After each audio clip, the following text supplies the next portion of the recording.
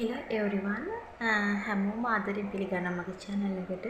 ඉතින් මම අද ඔයත් එක්ක කතා කරන්න හදන්නේ අනන්තය සිම්බල් එක අපි දන්නවා අර අපි මෙහෙම ලියනවා නම් ඔහොමට ලියන්නේ අනන්තය සලකුණ යොදාගෙන කරන්න පුළුවන් මෙතඩ් එකක් ගැන.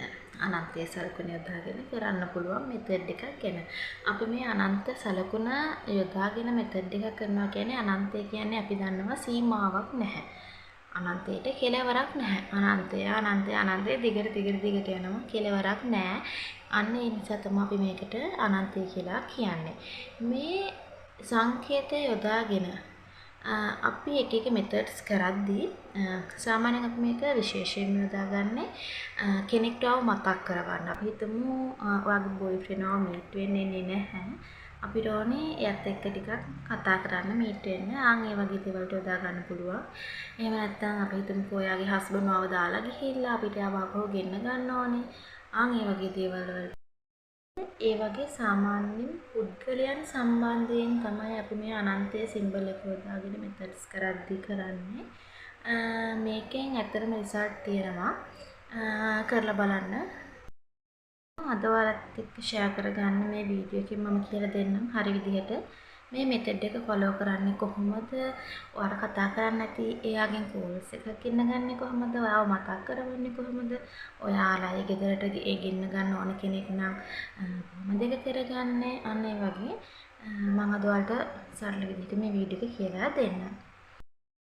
ඉතින් වීඩියෝස් බලලා හරියට කරලා රිසල්ට් ගත්ත කට්ටිය මේකත් try කරලා බලන්න. ඔයාලට යම්කිසි කාරණයක් ඉෂ්ට කරගන්න තියෙනවා නම් අපිට ඕන වෙනවා සුදු කොලයක්. 8 මෙතෙඩ් එකේ කරනකොට නම් අපි ඉරි තියෙන ෂීට් එකක් තමයි ගත්තේ. මේකෙදි half sheet කොලයක භාගයක් වගේ ඒ වගේ ඉරි නැති කඩදාසියක් තමයි අපිට ඕන වෙන්නේ. ඒ වගේම අපිට ඕන වෙනවා මේකට අතු පැහැණක්. මම ඔයාලට කියලා දෙන්නම් මේක සරලවම කරන්නේ කොහොමද කියලා. මෙන්න මේ වගේ සුදු තනි කොලයක් අපිට ඕන වෙනවා. මේ පිටුවෙන් අපිට භාගයක් විතර තිබුණා නම් ඇති. හොඳට මතක තියාගන්න මේකේ ඉරි තියෙන්න බෑ. රූල් තියෙන කඩදාසියක් වෙන්න බෑ මේක. ඔයාලට පුළුවන් මේකේ A4 sheet එකක් එහෙම නැත්නම් half sheet එකක් වගේ එකක් පාවිච්චි කරන්න. ඒත් මම මෙතන රෝල් තියෙන කොලයක් අරන් තියෙන්නේ. මේක ඔයාලට කොහොමද කරන්න කියන එක අවබෝධ කරලා දෙන්න. ඉතින් මට මේ වෙලාවේ half sheet කොලයක් හොයාගන්න බැරි වුණා.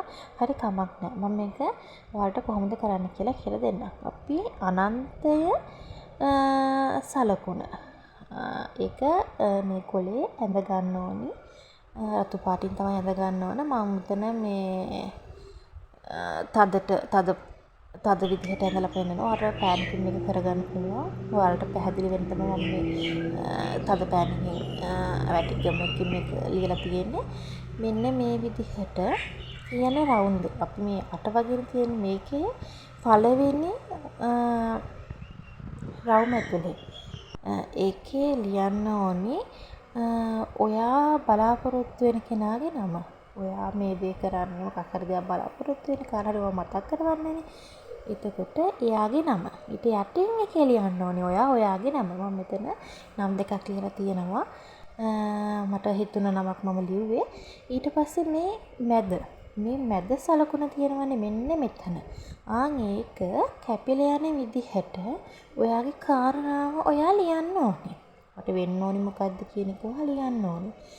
මම කලින් වීඩියෝ වලදී ඔයාලට කියලා දීලා තියෙනවා අපි විශ්වාකාශන නීතිය භාවිතා කරලා දෙයක් ඉල්ලනකොට අපි ලියන්නේ වර්තමාන ස්වරූපයෙන්. අපිට මේ දේ ලැබුණා කියන ස්වරූපයෙන් තමයි අපි මේ දේ ලියන්න ඕන.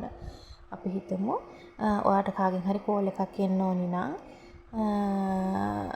මට මේ ඇමතුම ලබා දුන්නට ඔබට ස්තුතියි.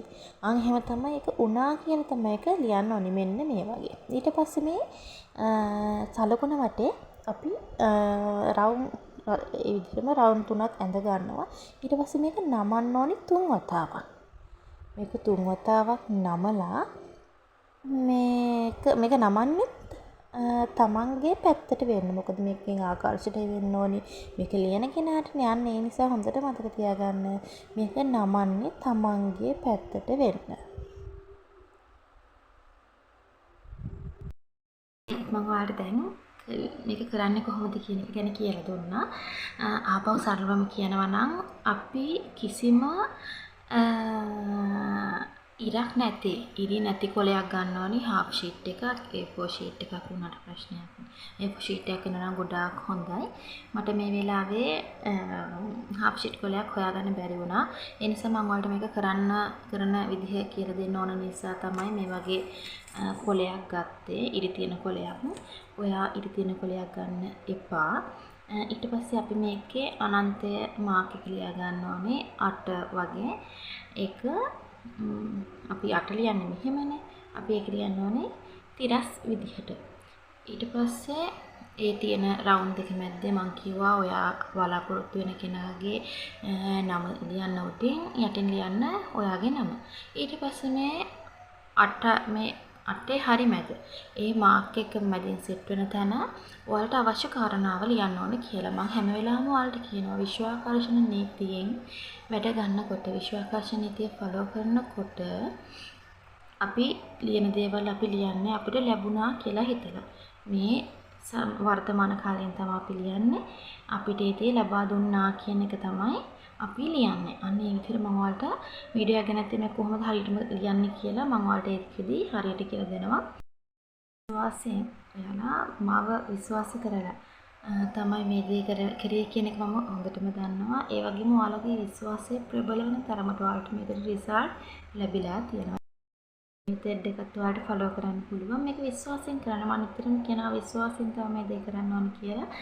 ඉතින් මේක කළ මට ඔයාලගේ ප්‍රතිඵලයක් කියාගෙන යන්න. එහෙනම් ඔයාලා හැමෝටම ජය වේවා.